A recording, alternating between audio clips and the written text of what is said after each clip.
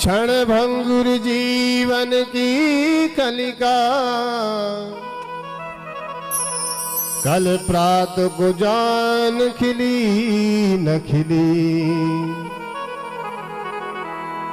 भजले हरि नाम हरि रसना, तो अंत समय पे हिली न हिली।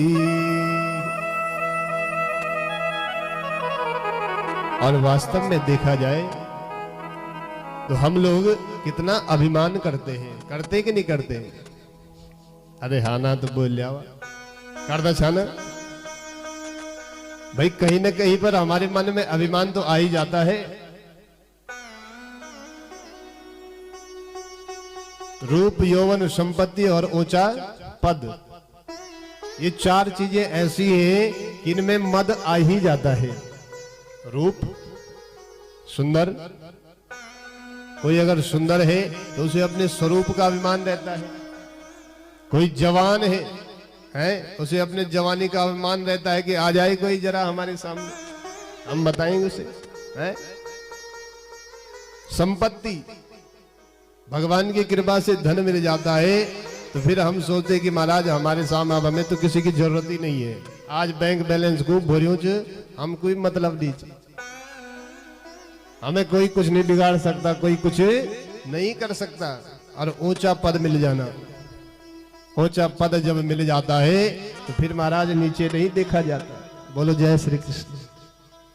और इन चारों के होने के बावजूद भी अगर हम झुक करके चलते हैं, उस परमात्मा की कृपा को समझते हैं, प्रभु तेरा तुझको अर्पण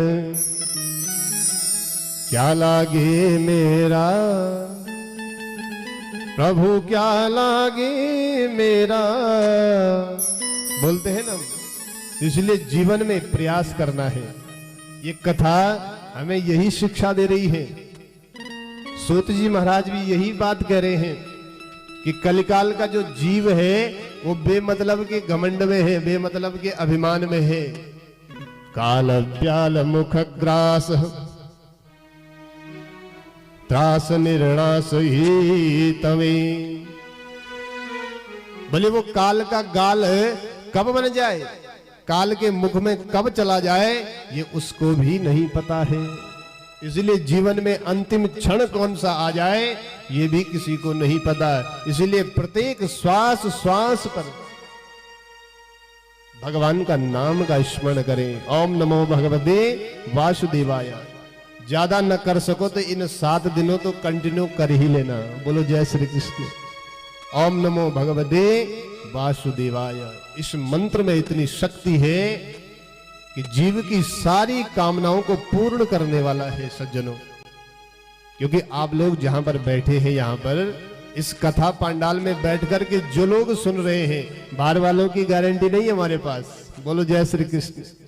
लेकिन जो यहां पर भगवान के पास पंडाल में आकर के भागवत जी के समीप जो लोग कथा श्रवण करने आते हैं और कहते हैं कि वो जिस भाव से, जिस कामना से, क्योंकि ये कल्प वृक्ष है और कल्प वृक्ष के नीचे बैठ करके कहते हैं जो भी कामना करो, जो भी आपकी कामना है, बोले वो अवश्य पूर्ण होती है।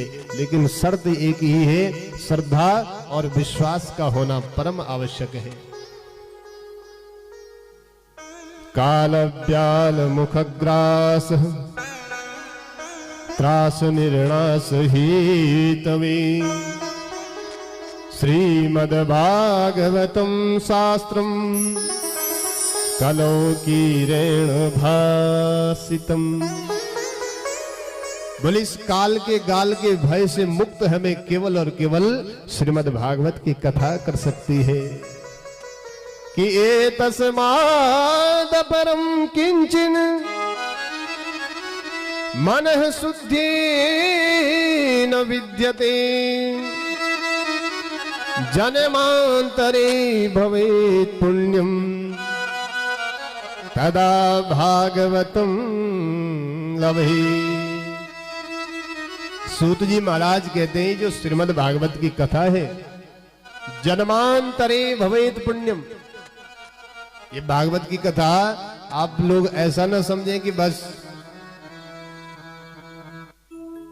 ये हम तो तन्नी मिल गई है, हमारे न कुछ काम करी हम न कुछ करी और हम जगह जगह कथा सुनना बोलते ना। कई लोगों ने को आपने कहा होगा कि चलो भाई कथा में, तो उन बोली बोलना ना कथा तो हमन बिजा सुड़ लेनी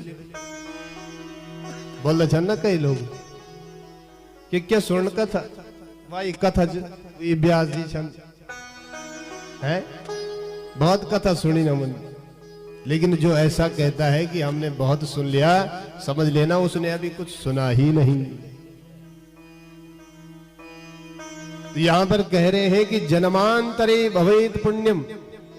ये जो भागवत की कथा है ये सहजता से नहीं मिलती है। आप चाहे कितना भी प्रयास करो उनको लाने का, वो कुछ ना कुछ बहाना मार ही देंगे। बोलो जय श्री कृष्ण। तैयार बैठा है बहाना, और बहाना वो नहीं मार रहे हैं, उनकी किस्मत मार रही है। क्यों? क्योंकि उनके पुण्य अभी जागृत नहीं हुए हैं। जन्मांतरे, एक जन्म नहीं, जन्मांतरे अनेक जन्मों के पुण्य जब उदय होते हैं तो तब भगवान का सामीप्य प्राप्त होता है, भगवान की कथा श्रवण करने को मिलती है। जन्मांतरे भवेत पुण्यम तदा भागवतम लभेत। सूत जी कहते हैं कि तब भगवान की कथा श्रवण करने को प्राप्त होती है। और ये जो भागवत की कथा है राजन, ये कोई साधारण कथा नहीं है। इसकी विशेषता क्या है? और विशेषता ये है राजन कि सुखदेव भगवान राजर्षि परीक्षित को अद्भुत कथा श्रवण करा रहे थे, और कथा श्रवण कराते कराते एक बड़ी विचित्र घटना हुई। बोले घटना क्या हुई राजन? ये परीक्षिते कथा वक्तुम सभायां संस्थिते शुके सुधा कुंभं गृहीत्वेव देवास्तत्र समागमन्।